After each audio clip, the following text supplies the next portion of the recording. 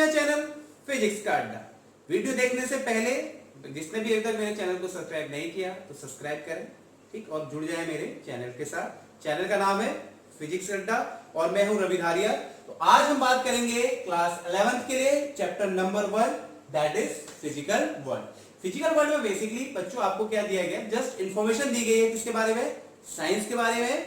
और बेसिकली हम फिजिक्स की बात करें तो उसमें फिजिक्स को क्या किया गया मेंशन किया गया, उसके बारे में आपको बताया गया ताकि आपको फर्दर स्टडी करने से पहले ये पता चल जाए कि एक्चुअली फिजिक्स है क्या और हम इसके बारे में इसमें हम क्या क्या चीजें पढ़ सकते हैं। तो सबसे पहले अगर मैं बात करूं तो फिजिकल वर्ल्ड में जो सबसे इंपॉर्टेंट चीज हम पढ़ रहे हैं, साइंस की बात कर रहे हैं। बचपन से हम मेरे ख्याल से 4th 5th से हम साइंस करते रहते हैं और अभी 11th में आके भी जंग साइंस और कॉमर्स की हो जाती है, ठीक। तो साइंस आखिर ऐसा है क्या कि लोग इसके लिए इतना पागल रहते हैं, ठीक है, या सभी लोग चाहते हैं कि साइंस देना, 10th के बाद जब 11th में आते हैं तो चाहते हैं साइंस लो साइंस लो साइंस लो।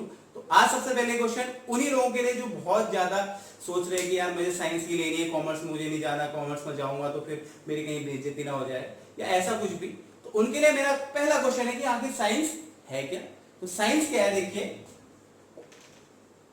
साइंस क्या है, साइंस आखिर क्यों लोग आज की जो हमारी लाइफस्टाइल है वो बेस्ड है पूरी किस पे, साइंस से। और जो ये बेसिकली लाइफ हो गई है, जो टेक्निकल इतना हो गया, किसकी बदौलत है, सिर्फ साइंस की बदौलत है। उसमें भी किसकी बदौलत है, फिजिक्स की बदौलत है। तो चलिए बात करते हैं साइंस की।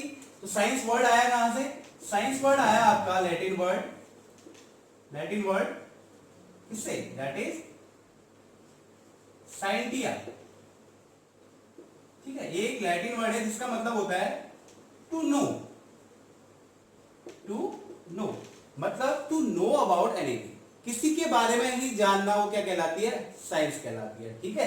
साइंस का मतलब क्या है, टू नो अबाउट एनीथिंग, कोई भी ऐसी चीज जिसके बारे में हम क्या कर रहे हैं, इंफॉर्मेशन ले रहे हैं, जानकारी ले रहे हैं, नॉलेज बढ़ा रहे हैं, तो उसकी स्टडी करना ही क्या है साइंस, ठीक। तो अगर साइंस को अगर मैं डिफाइन करना चाहूं तो इस तरीके से मैं साइंस को डिफाइन करूं, किस तरीके से उसके बारे में लिखूं, तो let's define what is science, ठीक है। तो साइंस का जो एक डेफिनेशन मैं कहूं तो क्या है, it is a systematic and organized knowledge about the various natural phenomena which is obtained by careful experiments and keen observation and accurate reasoning, ठीक। जैसे संस्कृत में हमने पढ़ा है, जैसे हम बोलते हैं शास्त्र का भी क्या है, बेसिकली मतलब यही है साइंस के ही। जैसे जो साइंस का मतलब क्या है, साइंस का मतलब बेसिकली क्या है, टू नो अबाउट एवरीथिंग, ठीक है, टू स्टडी अबाउट एनीथिंग, ठीक। जैसे मैंने भी आपको बताया कि साइंस का मतलब क्या है, कहां से आया, साइंटिया वर्ड से आया है, जिसका नाम क्या है, जिसका मतलब क्या होता है, टू नो। तो वैसे ही जो शास्त्र हम यूज करते हैं, जो हमारे हिंदू धर्म में बोला जाता है शास्त्र, तो शास्त्र का मतलब भी क्या है, ये क्या है, एक ऐसा सिस्टमेटिक और ऑर्गेनाइज्ड नॉलेज है हमारे पास। किसी भी हम क्या कर रहे हैं, किसी भी नेचुरल फिनोमेना के बारे में पढ़ रहे हैं और किस बेसिस पे पढ़ रहे हैं, और हम क्या कर रहे हैं, that bye careful experiments and कीन ऑब्जर्वेशन एंड एक्यूरेट रीजनिंग। तो स्टूडेंट्स साइंस को भी बेसिकली 2 पार्ट्स में डिवाइड किया गया है। एक होता है हमारे पास बायोलॉजिकल साइंस और एक होता है हमारे पास physical science. Biological science basically deals करता है किसके साथ, बिहेवियर ऑफ लिविंग थिंग्स के साथ। जो लिविंग थिंग्स है वो कैसे बिहेव करती है, ठीक है, उनके बारे में हम स्टडी करते हैं, जैसे बॉटनी, जूलॉजी, फॉरेस्ट्री, ये सब सब्जेक्ट क्या है, किससे रिलेटेड है, ये इस रिलेटेड है बिहेवियर ऑफ लिविंग थिंग्स। अगर बात करो फिजिकल साइंस की तो ये क्या करते हैं, फिजिकल स्टडी, बिहेवियर, कंपोजिशन और नेचुरल फिनोमेना, ठीक है, बहुत सारी चीजें जो भी आएंगी वो किसके अंदर आएंगी, फिजिकल साइंस के अंदर आएंगी। बेसिकली जो 2 बहुत इंपॉर्टेंट पार्ट है फिजिकल साइंस के, वो क्या है, आपका है फिजिक्स और दूसरा आपके पास क्या है, chemistry. Means physics and chemistry are the 2 important part of physical science. तो उनमें से एक हमारा सब्जेक्ट फिजिक्स, जिसके बारे में हम पढ़ रहे हैं, जिसके बारे में मैं लेक्चर बना रहा हूं, ठीक है, दूसरा है केमिस्ट्री। तो आज हम बात करेंगे किसके बारे में, फिजिक्स आखिर है क्या और हमें जरूरत पड़ी क्यों फिजिक्स की, ठीक। तो फिजिक्स की बात करते हैं। बेसिकली जो फिजिक्स वर्ड आया वो कहां से आया, ग्रीक से। ग्रीक का एक वर्ड था दैट इज फ्यूसिस, ग्रीक का एक वर्ड था क्या, दैट इज फ्यूसिस। फ्यूसिस का बेसिकली मतलब क्या होता है, नेचर से, ठीक है। फ्यूसिस का बेसिक मतलब क्या होता है, नेचर से। तो बेसिकली अगर मैं फिजिक्स को डिफाइन करूं तो फिजिक्स साइंस की एक ऐसी ब्रांच है जो किसके साथ डील करती है, नेचर और नेचुरल फिनोमेनास के पास। सपोज जैसे हम ग्रेविटेशन पढ़ते हैं, ग्रेविटेशन में हम किसकी बात करते हैं, ग्रेविटी की बात करते हैं, अर्थ की बात करते हैं, ठीक है, सन की बात करते हैं, ठीक। वैसे ही जैसे अगर हम बात करते हैं किसकी, वेलोसिटी की, स्पीड, चाल वगैरह की बात करते हैं, तो ये क्या है, सारे क्या है, एक कहीं ना कहीं किससे रिलेटेड है, नेचर से रिलेटेड है। हम कहते हैं दिन हो रही है, रात हो रही है, सब ठीक है। सैटेलाइट की बात करते हैं, और भी जितनी भी चीजें हैं वो सब चीज किसमें आती है, बेसिकली किसमें आएंगी, फिजिक्स में आएंगी। कौन सी, जो भी क्या है नेचर है और नेचुरल फिनोमेना से जुड़ी जो भी चीजें हैं वो बेसिकली किसमें आती है, फिजिक्स में। सो अगर मैं जनरली अगर मैं डिफाइन करना चाहूँ कि फिजिक्स है क्या, तो it is a branch of science which deals with the study of nature and natural phenomena. ऐसी साइंस जो किसके साथ डील करती है, किसकी स्टडी पे करते हैं इसमें, नेचर और नेचुरल फिनोमेना की। एग्जांपल जैसे आपकी बात करते हैं, स्पेस की बात करते हैं, टाइम की बात करते हैं, मोशन की बात करते हैं, एनर्जी की बात करते हैं, रेडिएशन, और भी बहुत चीजें हैं जो किसके अंदर आती हैं, नेचुरल या नेचुरल फिनोमेना के बीच आती है। अच्छा, एक और चीज मैं आपको बता दूं, जितनी भी साइंस हमारे पास है, जितने भी टाइप्स है, केमिस्ट्री है, ठीक, आपका अदर सब्जेक्ट है जूलॉजी और जैसे बॉटनी वगैरह, इसमें सबसे ज्यादा फंडामेंटल जिसको कहा गया फिजिक्स क्या है, इन सब सभी साइंस में सबसे ज्यादा फंडामेंटल है, ठीक है, और मेरे ख्याल से सबसे ज्यादा इंपॉर्टेंट है। नाउ अगर बात करूं what is branches of physics, तो बेसिकली जो फिजिक्स में मेन टू इंपॉर्टेंट डोमेन्स है वो क्या है, मैक्रोस्कोपिक पार्टिकल्स है और एक माइक्रोस्कोपिक पार्टिकल्स है, ठीक है। तो जिस ऐसा फिजिक्स जिसमें हम डील करते हैं किसके साथ, मैक्रोस्कोपिक पार्टिकल के साथ, उसको हम बेसिकली बोलते हैं क्या, classical physics. The physics which deals with macroscopic particles that is known as classical physics. Macro का मतलब समझते हैं, चलो मैक्रो से बात करता हूं माइक्रो की, और दूसरे होते हैं माइक्रोस्कोपिक। तो माइक्रोस्कोपिक पार्टिकल या माइक्रोस्कोपिक ऑब्जेक्ट की जब जहां पे हम क्या करते हैं, स्टडी करते हैं, उस स्टडी को हम बोलते हैं क्वांटम। अच्छा, what is the difference between macroscopic and microscopic.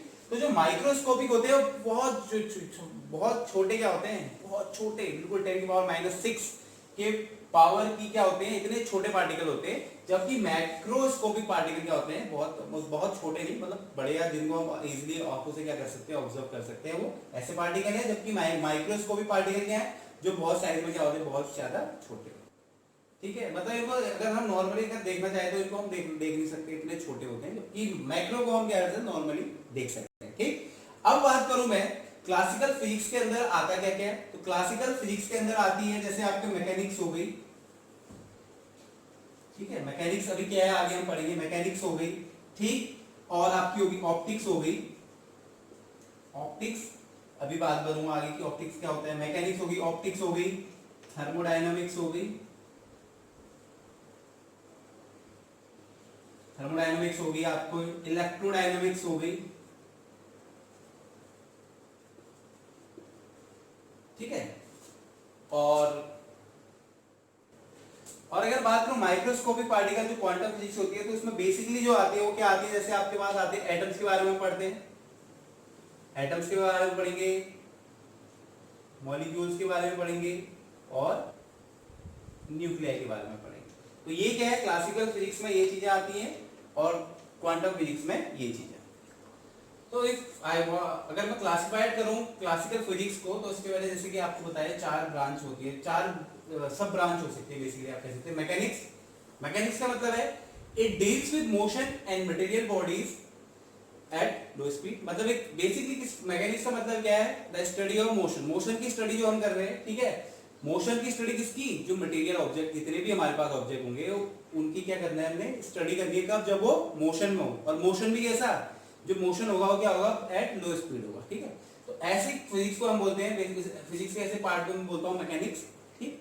जैसे लॉज ऑफ मोशन है, स्पीड है, वेलोसिटी, ये सब किसके अंदर आते हैं, सारे किसके अंदर आते हैं, मैकेनिक्स के अंदर आते हैं, ठीक। सेकंड चीज मैं बात करूं अगर ऑप्टिक्स की, तो optics it deals with the nature and propagation of light, ठीक है। प्रोपगेशन ऑफ लाइट का मतलब है लाइट कैसे ट्रैवल करती है। और ऑप्टिक्स का मतलब बेसिकली जैसे आपने 10th में आपने देखा होगा कि हम पढ़ते थे वहां पे reflection, refraction, dispersion of light, ठीक। और हम पढ़ते थे formation of rainbow and all, image formation by convex and concave mirror, by convex and concave lens. तो ये सब किसके अंदर आता है, ऑप्टिक्स के अंदर आता है। उसके बाद अगर मैं बात करूं थर्मोडायनामिक्स की, तो thermodynamics the study of heat and temperature, ये ऐसी ब्रांच है फिजिक्स की जिसमें हम क्या करते हैं, हीट और टेम्परेचर की बात करते हैं, ठीक। और उसके बाद आता है आपके पास इलेक्ट्रोडायनामिक्स, टेंथ में आपने जैसे आपने पढ़ा था इलेक्ट्रिक करंट पढ़ा था, रेजिस्टेंस पढ़ा था, तो ये जितने भी टर्म्स है बेसिकली किससे रिलेटेड है? थर्मो इलेक्ट्रोडायनेमिक्स का मतलब है a branch of physics which deals with electric and magnetic phenomena। ठीक है, जैसे आपने 10th में बात की थी मैग्नेटिक, आप मैग्नेटिज्म आपने पढ़ा था, वहां पे अर्थ एज ए मैग्नेट पढ़ा था, या आपने करंट पढ़ी थी, इलेक्ट्रिक करंट पढ़ी थी। ठीक है, तो ये सब किसके अंदर आता है? इलेक्ट्रोडायनेमिक्स के अंदर आता है। तो ये कितनी 1 2 3 4 ब्रांच है बेसिकली किसकी? क्लासिकल फिजिक्स की, जिसमें हम स्टडी करते हैं किसकी? मैक्रोस्कोपिक पार्टिकल्स की, जिनको हम इजीली आई से देख सकते हैं, नेकेड आई से हम क्या कर सकते हैं? इजीली देख सकते हैं। अगर बात करूं क्वांटम फिजिक्स की, quantum physics that is related to basically the study of microscopic particle, बहुत छोटे छोटे पार्टिकल की स्टडी हम बोलते हैं क्वांटम मैकेनिक्स में हम बात करते हैं इसकी। तो ये जैसे माइक्रोस्कोपिक पार्टिकल भी क्या हो गए? जैसे एटम हो गए, न्यूक्लियर हो गए। ठीक है, तो उनकी प्रॉपर्टीज के बारे में हम इस पर डिस्कस करेंगे, क्या है क्वांटम मैकेनिक्स है। और अगर बात करूं माइक्रोस्कोपिक पार्टिकल, जैसे एग्जांपल दूं तो इलेक्ट्रॉन, प्रोटॉन, जो आपको फिलहाल पता है, तो ये सब क्या है? माइक्रोस्कोपिक पार्टिकल्स है। ठीक है, इसमें भी हम एक चीज पढ़ते हैं दैट इज रिलेटिविटी। रिलेटिविटी क्या है? It deals with the motion of the particles having speed comparable to the speed of light. अब कुछ पार्टिकल ऐसे भी होंगे, जैसे अभी मैंने सिर्फ मैकेनिक्स की बात की थी, तो उसमें मोशन तो था लेकिन एट लो स्पीड पे था।